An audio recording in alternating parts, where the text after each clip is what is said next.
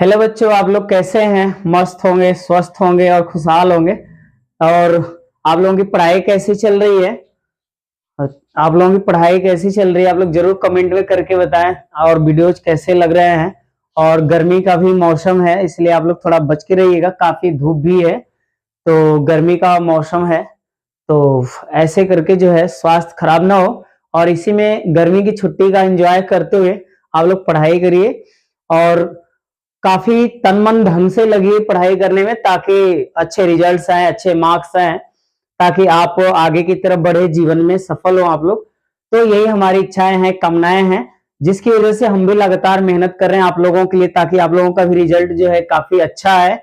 और ये उम्मीद है कि आप लोगों का भी रिजल्ट जो है काफी अच्छा आएगा। तो आप लोग जो है हमारे चैनल के साथ जुड़े और सब्सक्राइब करें, लाइक करें और कमेंट में जरूर बताएं कि वीडियोज कैसे बन रहे हैं और क्या क्या चीजें आप लोगों के लिए मुझे करना चाहिए, या अन्य मैं किस टॉपिक पे आप लोगों के लिए वीडियो तैयार करूं, ये जरूर आप लोग कमेंट में बताया करिए। तो चलिए, अब हम लोग जो है अपने चैप्टर की तरफ आते हैं। तो हम लोग जो है क्लास 10th का जो एनसीईआरटी बुक है, उसी का जो है सेकंड चैप्टर यानी दूसरे चैप्टर को हम पढ़ने जा रहे हैं, जिससे हमें पढ़ना है बहुपद के बारे में। किसके बारे में पढ़ना है? बहुपद के बारे में पढ़ना है। तो चलिए हम लोग शुरू करते हैं। ठीक है, तो चलिए आप सभी लोग तैयार हो जाइए पेन कॉपी लेकर के, और चलिए आते हैं हम लोग और शुरू करते हैं। चलिए, सबसे पहले हम लोग जानेंगे कि बहुपद क्या होता है और बहुपद को समझेंगे। इसके बाद बहुपद के प्रकार पढ़ेंगे। इसके बाद सभी प्रकारों के बारे में जो भी जानकारियां हैं उसको हम समझाएंगे आपको। तो चलिए, हमारे वीडियोज के साथ शुरू से अंत तक आप लोग बने रहिए। तो चलिए शुरू करते हैं। अब देखिए, सबसे पहले हम लोग पढ़ेंगे बहुपद। क्या पढ़ेंगे हम लोग? बहुपद के बारे में पढ़ेंगे। देखिए, ये बहुपद है। बहुपद को इंग्लिश में पॉलिनोमियल बोला जाता है। क्या बोलते हैं? पॉलिनोमियल बोलते हैं। अब यहां पे बहुपद का परिभाषा कह रहा है कि वह बीजीय व्यंजक जिसमें चर की घातें केवल शून्य या धनात्मक पूर्णांक हो तथा पदों के बीच जोड़, घटाव और गुणा की क्रियाएं हो, बहुपद कहलाता है। यानी कह रहा है कि बहुपद क्या है? कह रहा है कि वह बीजीय व्यंजक जिसमें चर की घातें केवल शून्य या धनात्मक पूर्णांक हो। यानी इसके कहने का अर्थ ये हुआ कि कोई भी बहुपद हो, उसकी जो चर राशि है उसका जो घात है या तो शून्य हो या केवल धनात्मक पूर्णांक होना चाहिए।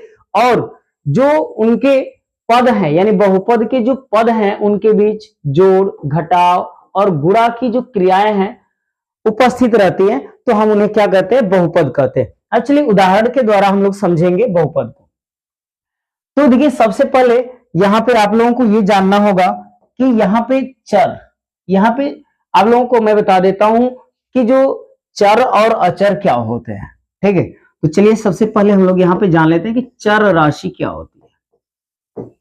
चर राशि क्या होती है? यानी वेरिएबल। वेरिएबल तो कह रहा है कि जिसका मान परिस्थिति के अनुसार, जिसका मान परिस्थिति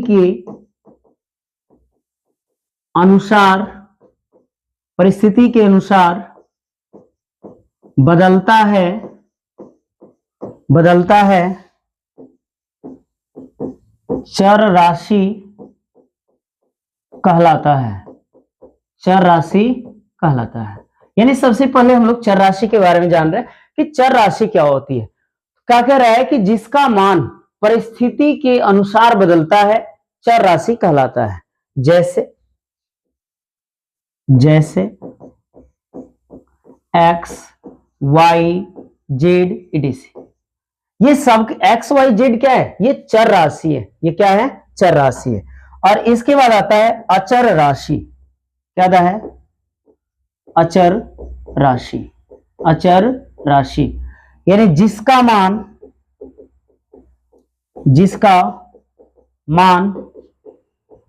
नहीं बदलता है, जिसका मान नहीं बदलता है, अचर राशि कहलाता है। अचर राशि कहलाता है। यानी जिसका मान नहीं बदलता है वो अचर कहलाता है। जैसे जैसे अचर में क्या होगा, जैसे 1 2 3 4 5 6, ये सब क्या है, अचर है। 1 2 3 4 5 6 क्या है, ये सब अचर है। तो यहां पे आपको समझ में आया कि चर राशि और अचर राशि क्या है। तो आप हमेशा याद रखिएगा कि परिस्थिति के अनुसार जिसका मान बदल जाता है वो चर राशि कहलाता है, और जिसका मान नहीं बदलता है वो अचर राशि कहलाता है। तो चलिए अब हम लोग आ जाते हैं बहुपद के उदाहरण को समझेंगे कि बहुपद का उदाहरण जो है क्या होता है। तो चलिए बहुपद के उदाहरण को समझते हैं। ये क्या कर रहा है कि चर की घातें केवल शून्य हो। जैसे मान लीजिए x की पावर शून्य, ये भी क्या है, बहुपद है। ये भी क्या है, बहुपद है। अब इसके बाद कह रहे हैं कि धनात्मक पूर्णांक होना चाहिए, यानी कोई भी बहुपद हो उस पे क्या होना चाहिए, उसका जो पावर होना चाहिए वो धनात्मक पूर्णांक होना चाहिए, धन पूर्णांक होना चाहिए, प्लस में होना चाहिए। तो देखिए यहाँ पे जो यक्ष है वो चर राशि है, इसका पावर क्या है, +2 है, ठीक है। और यहाँ पे भी चर राशि क्या है, यक्ष है, इसका पावर क्या है, +1 है। तो ये क्या कहलाएगा, बहुपद कहलाएगा।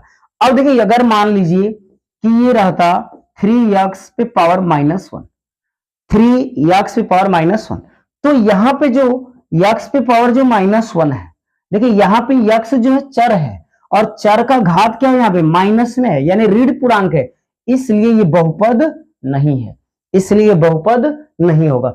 अगर आपसे मैं पूछूं कि x + 1/x क्या बहुपद है या नहीं है, तो आप क्या बताएंगे इसे, बताइए कि ये x + 1/x बहुपद है या नहीं है।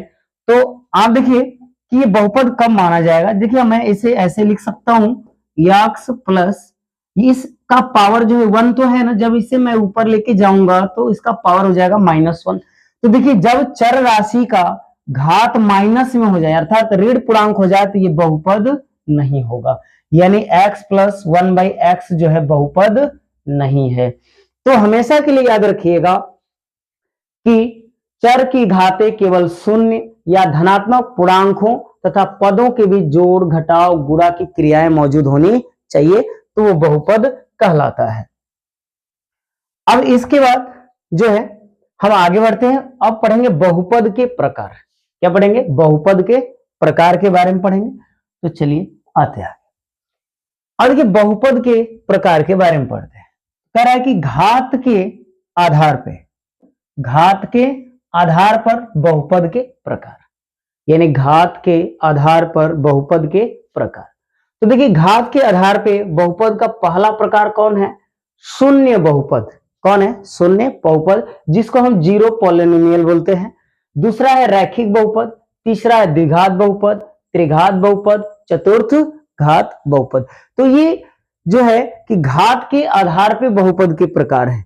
और चलिए सबसे पहले हम लोग जो है शून्य बहुपद के बारे में पढ़ते हैं कि शून्य बहुपद क्या होता है। अब चलिए यहां पे आ गए शून्य बहुपद। देखिए शून्य बहुपद को जीरो पॉलिनोमियल भी बोलते हैं। और देखिए शून्य बहुपद क्या होता है इसके बारे में हम लोग जानते हैं। देखिए क्या लिखा हुआ है, वह बहुपद जिसके सभी गुणांक शून्य हो। कह रहा है कि वह बहुपद जिसके सभी गुणांक शून्य हो, शून्य बहुपद कहलाता है। जैसे मान लीजिए हम उदाहरण ले लेते हैं, जैसे 0x, क्या होगा 0 × x, यानी x का गुणांक क्या है, यहाँ पे x क्या है, चर है, और x का गुणांक क्या है, 0 है। तो ये क्या कहलाएगा, शून्य बहुपद कहलाएगा। ये क्या कहलाएगा, शून्य बहुपद कहलाएगा। जैसे 0 × y, ये क्या है, शून्य बहुपद है। तो इस तरह से जो है हम इसे शून्य बहुपद कहेंगे। तो ये कह रहा है कि वह बहुपद जिसके सभी गुणांक शून्य हो, यानी जो बहुपद है उसके जितने भी गुणांक है सबके सब क्या शून्य होगा, तो शून्य बहुपद कहलाएगा। ठीक है। अब यहां पे कह रहा है कि नोट, क्या कर रहा है, अब यहां पे कह रहा है कि शून्य बहुपद की घात परिभाषित नहीं होती है। यानी शून्य बहुपद की जो घात है वो नहीं परिभाषित होती है, यानी परिभाषित नहीं होती, नहीं बता सकते हैं कि शून्य बहुपद का घात कितना होता है। ठीक है, तो ये था हम लोगों का शून्य बहुपद। अब इसके बाद हम आगे बढ़ते हैं रैखिक बहुपद। अब देखिए रैखिक बहुपद कौन सा बहुपद है? रैखिक बहुपद। रैखिक बहुपद को लीनियर पॉलिनोमियल बोलते हैं। क्या बोलते हैं? लीनियर पॉलिनोमियल बोलते हैं। अब ये क्या कर रहा है कि वह बहुपद जिसकी घात एक हो, यानी वैसा बहुपद जिसका घात एक होता है रैखिक बहुपद कहलाता है। यानी यहां पे आप समझिए वह बहुपद जिसका चर का घात एक हो, चर का घात एक हो रैखिक बहुपद कहलाएगा। और रैखिक बहुपद का व्यापक रूप यानी साधारण रूप क्या होता है? ax plus B. क्या होता है? ax प्लस बी, जहां a और b नियतांक है, जहां a और b क्या है? नियतांक है, कांस्टेंट है। ठीक, तथा a is not equal to 0, यानी a का मान शून्य नहीं होना चाहिए। अगर मान लीजिए कि a का मान अगर शून्य हो जाए, यहां पे जैसे यहां पे ax जो है कि यहां पे ax प्लस बी है, तो यहां पे जैसे हम उदाहरण लेते हैं, ये कह रहा है कि जहां a और b नियतांक है और a का मान 0 नहीं होना चाहिए, यानी कह रहा है कि a is not equal to 0। यानी अगर हम यहाँ a का मान 0 इंटू यक्स प्लस बी कर देंगे तो ये रैखिक बहुपद नहीं होगा, यानी रैखिक बहुपद नहीं होगा। इसलिए रैखिक बहुपद में जो a का मान है वो शून्य नहीं होना चाहिए। b का मान शून्य हो सकता है, b का जो मान है वो शून्य हम रख सकते हैं, लेकिन a का मान हम शून्य नहीं रखेंगे। यदि a का मान शून्य हो जाएगा तो ये जो है रैखिक बहुपद नहीं कहलाएगा। तो रैखिक बहुपद के चलिए बहुत सारे उदाहरण है जो कि हम उदाहरण के माध्यम से समझते हैं कि रैखिक बहुपद कौन कौन। तो देखिए जैसे रैखिक बहुपद कौन है, जैसे हमने लिखा 5x, ये 5x, तो यहां पर देखिए a की वैल्यू क्या है? 5 है, और यहाँ पे x क्या है? चर है। ठीक है, इसके बाद प्लस b का वैल्यू क्या है? यहाँ पे 0 है। चलिए थोड़ा सा लाइट जो है डिस्टर्ब हो गई थी, जिसकी वजह से हम लोग बीच में रुक गए थे। चलिए फिर से शुरू कर लेते हैं, आ जाते हैं हम लोग। ठीक है, तो क्या करेंगे, इलेक्ट्रॉनिक चीजें थोड़ा बहुत हो जाता है, थोड़ा सा बिजली गड़बड़ हो गई थी। चलिए अब हो गया, सही हो गया। चलिए हम आ जाते हैं अपने काम पे। आगे यहाँ पे हम लोग पढ़ रहे थे रैखिक बहुपद। तो देखिए हमने बताया कि रैखिक बहुपद का जो व्यापक रूप होता है वो ax प्लस बी होता है, जहां a और b नियतांक है तथा a is not equal to 0, यानी रैखिक बहुपद में a का मान शून्य नहीं होना चाहिए। b का मान 0 हो सकता है, लेकिन a का मान शून्य नहीं होना चाहिए। अगर a का मान अगर हम 0 कर देंगे तो रैखिक बहुपद नहीं कहलाएगा। अब देखिए इसकी एग्जाम्पल, बहुत सारे एग्जाम्पल लिख सकते हैं। जैसे आपने 6x लिख लिया, किसी की इच्छा हुआ 2x प्लस 5 लिख लिया। ठीक है, ये सब के सब क्या है? रैखिक बहुपद है, क्योंकि इनका जो घात है ना, यानी ये जो यक्ष क्या है? चर है, तो इसका घात कितना है? 1 है। यहाँ भी चर क्या है? यक्ष है, इसका घात कितना है? 1 है। यहाँ भी यक्ष क्या है? चर है, इसका घात कितना है? 1 है। तो वो कह रहा है कि वह बहुपद जिसकी चर का घात 1 हो रैखिक बहुपद कहलाता है।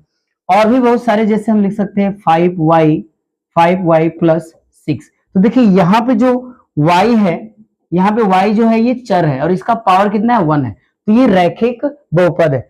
अब देखिए यहाँ पे अगर हम 2x ले लेते हैं तो ये 2x भी क्या है? रैखिक बहुपद है, क्योंकि इसका जो चर x है, चर क्या है? x है, इसका पावर क्या है? प्लस 1 है।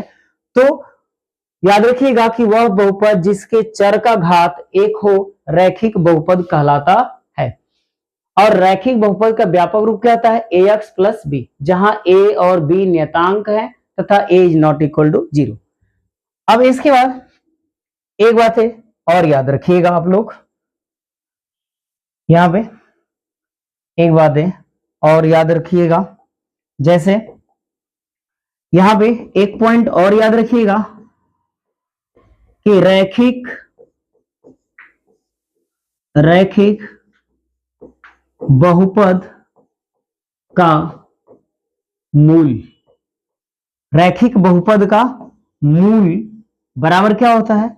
x बराबर माइनस b बटे में a। क्या होता है, यक्स बराबर माइनस बी बटे में ए। ये जो है रैखिक बहुपद का क्या होता है, रैखिक बहुपद का ये जो है कि रैखिक बहुपद का ये होता है, ये रैखिक बहुपद का मूल होता है, ठीक है, माइनस बी बटे में ए।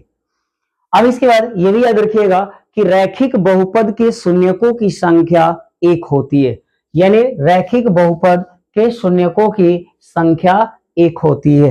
यहाँ पे एक पॉइंट और नोट कर लीजिएगा कि रैखिक बहुपद के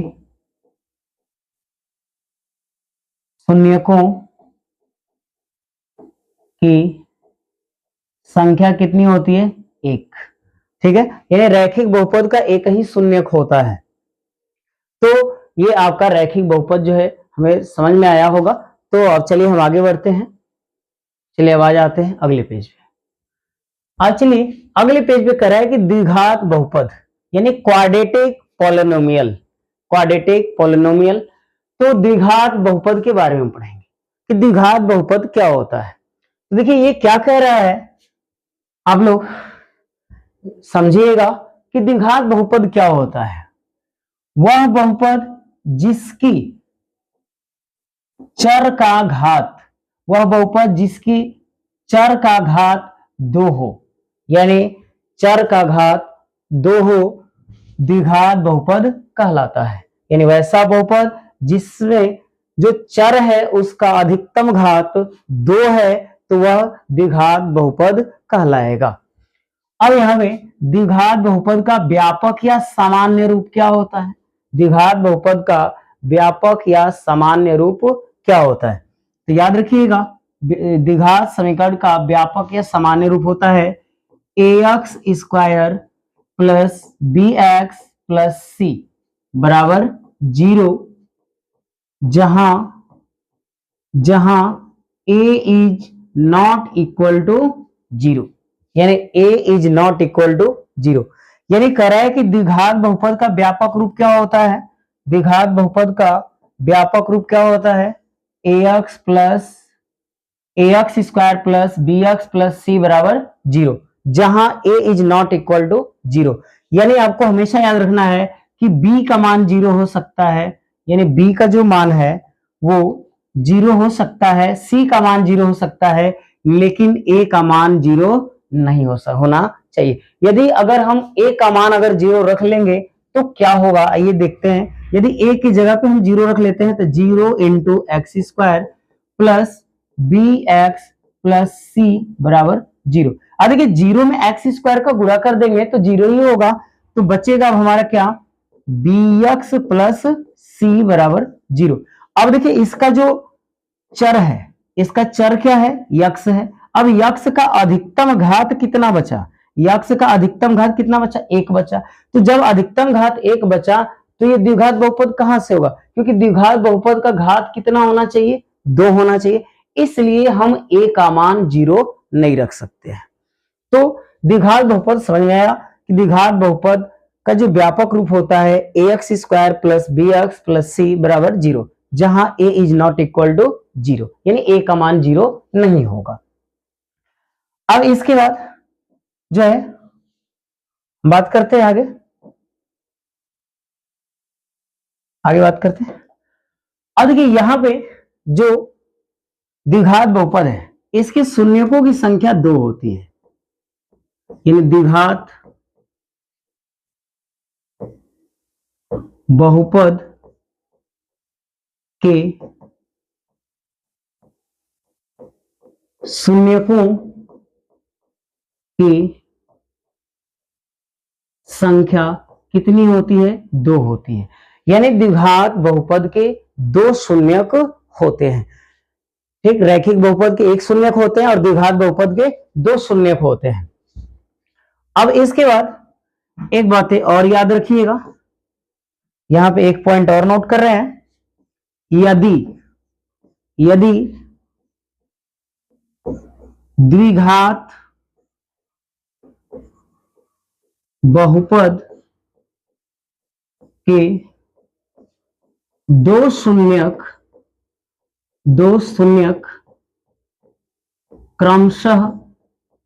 क्रमशः अल्फा तथा बीटा हो तो अल्फा तथा बीटा हो तो अल्फा प्लस बीटा बराबर क्या होता है, माइनस बी बटे में ए।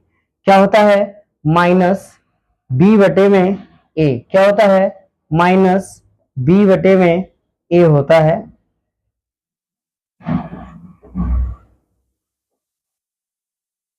ये होता है।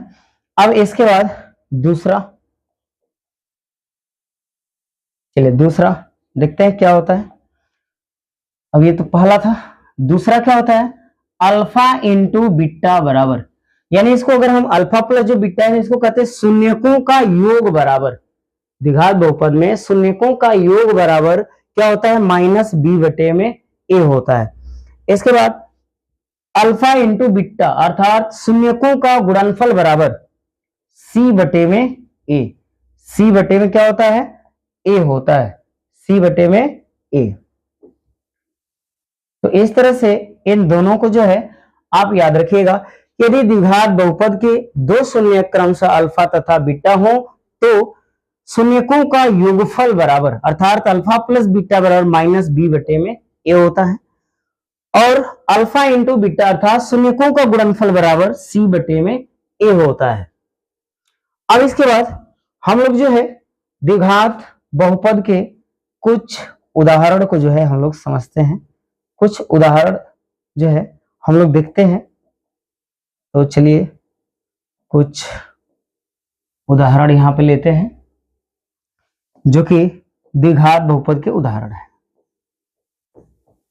चलिए उदाहरण में देखिए, जैसे आप लिख सकते हैं 5x² प्लस 3x प्लस 2। अब देखिए यहाँ पे जो यक्स है ना, यहाँ पे जो यक्स है ये चर है, यहाँ भी यक्स है चर है। यहाँ पे यक्स का जो चर है उसका घात कितना है, यहाँ पे 2 है, और यहाँ पे घात कितना है, 1 है। तो चर का अधिकतम घात यदि 2 हो तो वह द्विघात बहुपद कहलाता है। तो यहाँ पे जो चर यक्स है इसका अधिकतम घात कितना है, 2 है, इसलिए द्विघात बहुपद कहलाएगा। यदि हमने लिख लिया y² प्लस 5y प्लस 6, तो ये भी क्या है, द्विघात बहुपद है, क्योंकि इसमें जो चर यक्स y है, इससे चर क्या है, y है, y का अधिकतम घात कितना है, 2 है, और यहाँ पे y का अधिकतम घात कितना है, 1 है। तो अधिकतम घात यदि 2 होगा तो क्या कहलाएगा, जो है द्विघात बहुपद कहलाएगा। तो द्विघात बहुपद के बारे में यही जानकारी है जो आपको याद रखनी है, और सारे प्रश्नों को जो है इसी नियमानुसार हम सभी लोग जो है हल करेंगे। तो अभी यहाँ पे हम इंट्रोडक्शन यानी परिचय बता रहे हैं, बहुपद के बारे में बता रहे हैं। इसके बाद हम लोग जो है अगले वीडियो में जो है 2.1 पढ़ेंगे, ठीक है। इसके बाद 2.2 आएगा जिसमें शून्यकों को गुणनखंड विधि से निकाला जाएगा। तो जो है अगले वीडियो में हम लोग लेकर के आएंगे। तो अभी तक जो है हम लोग अभी बहुपद के प्रकार के बारे में चर्चा कर रहे थे। तो चलिए ये हुआ द्विघात बहुपद। अब इसके बाद आते हैं त्रिघात बहुपद में। अब देखिए अगले पे आते हैं। तो अगला क्या कहता है, देखिए यहाँ पे याद रखिएगा आपके सिलेबस में जो है केवल द्विघात बहुपद तक ही पढ़ना है। कहां तक पढ़ना है, द्विघात बहुपद ही पढ़ना है। तो हम लोग द्विघात बहुपद तक ही पढ़ेंगे, लेकिन थोड़ा बहुत जो है हम लोग त्रिघात बहुपद के बारे में भी चर्चा कर लेते हैं, त्रिघात बहुपद क्या होता है। तो देखिए यहाँ पे त्रिघात बहुपद जिसको हम बोलते हैं क्यूबिक पोलोनोमियल, अब क्या कर रहा है कि वह बहुपद जिसकी घात 3 हो, यानी वैसा बहुपद जिसके चर का अधिकतम घात 3 हो वो त्रिघात बहुपद कहलाता है। क्या कहलाता है, त्रिघात बहुपद कहलाता है। अब देखिए त्रिघात बहुपद का व्यापक रूप क्या होता है। त्रिघात बहुपद का जो व्यापक रूप है वो होता है ax cube plus bx² plus cx plus d। यानी यहां पे आप देखिए त्रिघात बहुपद का जो है व्यापक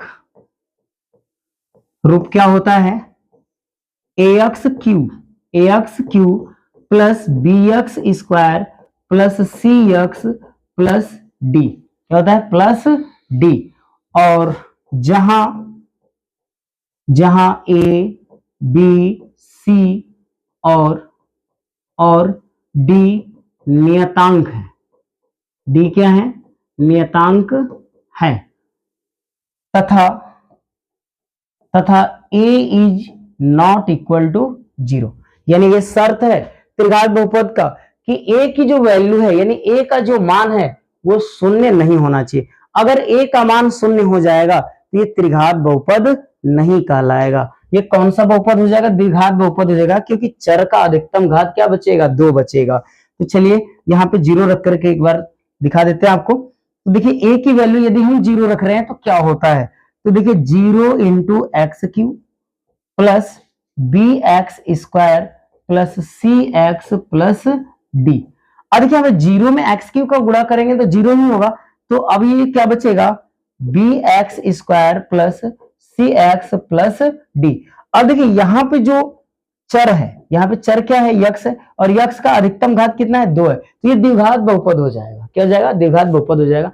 इसलिए आपको याद रखना है कि त्रिघात बहुपद में ए का मान जो है 0 नहीं होना चाहिए। बी का 0 हो सकता है, सी का मान 0 हो सकता है, डी का मान 0 हो सकता है, लेकिन ए का मान 0 नहीं होगा। ठीक है, अब इसके बाद आगे आते हैं। तो एक पॉइंट और याद रखिएगा कि त्रिघात बहुपद के शून्यकों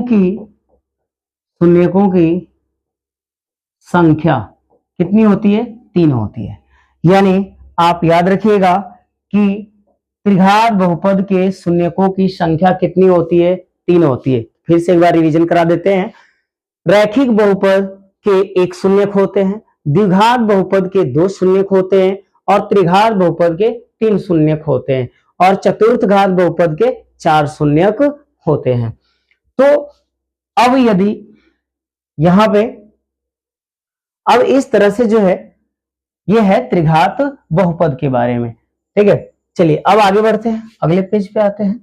तो अगले पेज पे जो है हम लोग पढ़ेंगे कि जो बहुपद के और भी प्रकार होते हैं।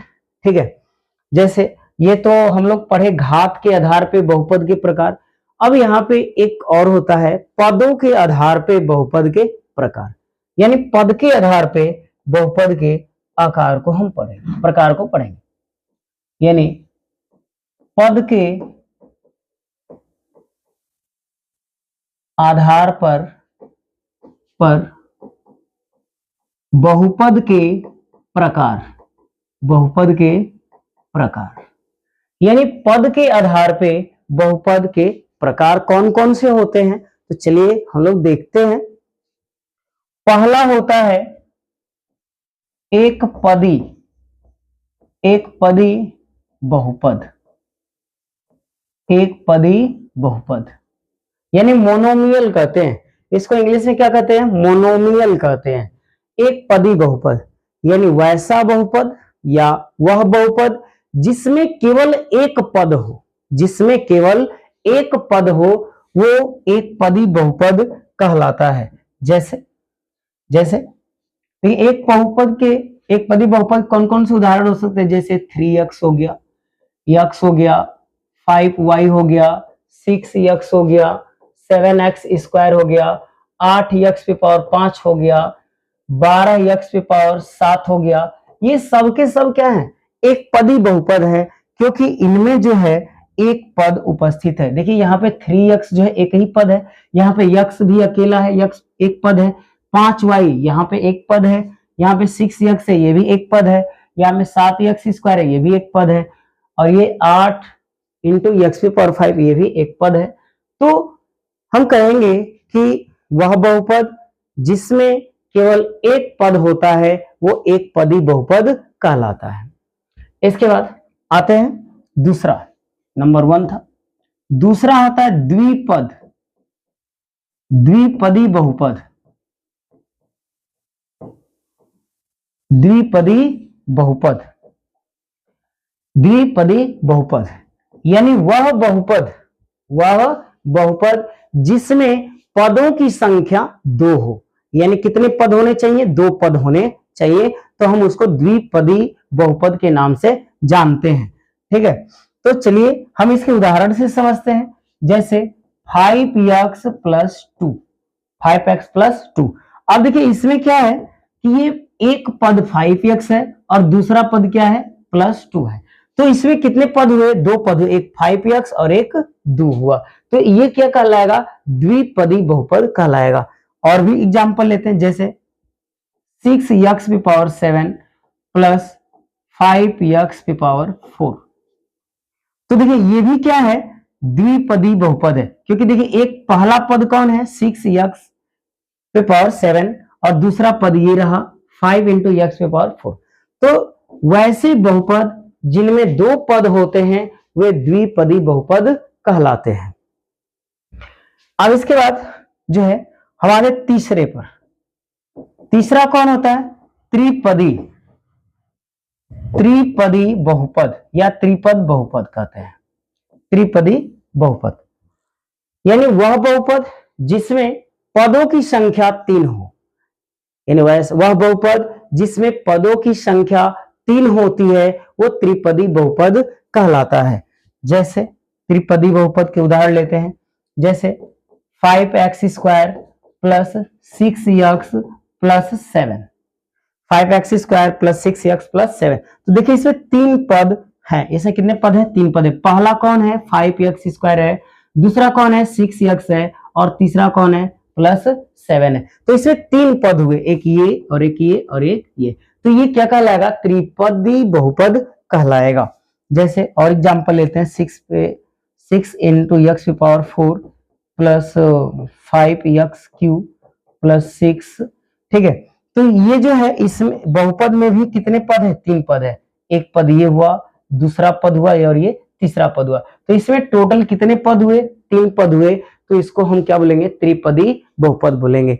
तो वैसे ही जो है ये पदों के आधार पे जो है बहुपद के प्रकार थे। तो अब ये जो हमारा बहुपद का जो इंट्रोडक्शन था, बेसिक चीजें जो थी हमने आपको एक्सप्लेन किया। अब जो है हम अगले वीडियोज में जो है बहुपद का जो है पहला एक्सरसाइज जो 2.1 है लेकर के अगले वीडियो में आएंगे। तो आप लोग कमेंट में जरूर आप लोग बताइएगा। ठीक है, तो कमेंट जरूर किया करिए और लाइक शेयर और सब्सक्राइब भी किया करिए और हमारे चैनल के साथ जुड़े रहिए। और एक बात ये भी है कि आप सभी लोग ये भी सुन लें कि हमारे इस चैनल पे, यूट्यूब चैनल पे जो हमारा चैनल है, इस चैनल पर ही आकर के पूरे 10वीं क्लास का जो मैथ है, साइंस है और इंग्लिश है, ये तीनों सब्जेक्ट जो है आपके बोर्ड एग्जाम तक कंप्लीट करा दिए जाएंगे, जिसमें जो है नवंबर तक लगभग जो है आपके सिलेबस को पूरा कर दिया जाएगा। दिसंबर और जनवरी तक जो है बाकी सारे प्रश्नों को जो है हम रिवीजन करेंगे। जो विगत वर्षों में, पिछले सालों में, 4-5 सालों में जो क्वेश्चन पूछे हुए हैं उनका हम लोग रिवीजन करेंगे। तो आप हमारे चैनल के साथ जुड़े रहिएगा और हम पूरे तैयारी से आएंगे और पूरे वीडियोज लेकर के आएंगे चैप्टर वाइज, जिसमें बेसिक भी होगा, एक्सरसाइज यानी प्रश्नावली भी होगा आपका, और कम से कम उस प्रश्नावली का यानी उस चैप्टर का कम से कम 40 से 50 बहुविकल्पीय प्रश्न भी कराया जाएगा, जो आपके बोर्ड एग्जाम में लगभग 20 अंकों के पूछे जाते हैं। हर सब्जेक्ट से 20 बहुविकल्पीय प्रश्न आते हैं। तो उसके लिए जो है हमने जो है पहले क्या करेंगे कि कोई भी चैप्टर अगर हम पढ़ रहे हैं तो उसका पहले बेसिक पढ़ेंगे, फिर उसका प्रश्नावली करेंगे। प्रश्नावली जब खत्म हो जाएगा तब हम बहुविकल्पीय प्रश्नों का एक क्लास लेकर के आएंगे, जिससे 40 से 50 क्वेश्चन होंगे। और आप लगातार जो है हमारे वीडियोज के साथ, चैनल के साथ जुड़े रहिएगा। ठीक है, अब हम लोग जो है प्रतिदिन वीडियोज लेकर के आएंगे और हमारे वीडियोज का इंतजार जरूर करिएगा। जिस दिन हमारा वीडियोज नहीं डल पाएगा उस दिन हम आकर के आपको जरूर बताएंगे। ठीक है, अगर किसी वजह से या कुछ तकनीकी खराबी से या कुछ कारणवश अगर वीडियोज नहीं हम चढ़ा पाए अपने चैनल पे, तो हम आपको जरूर पहले बताएंगे, ताकि आप भी निश्चिंत रहेंगे और कोई घबराने की जरूरत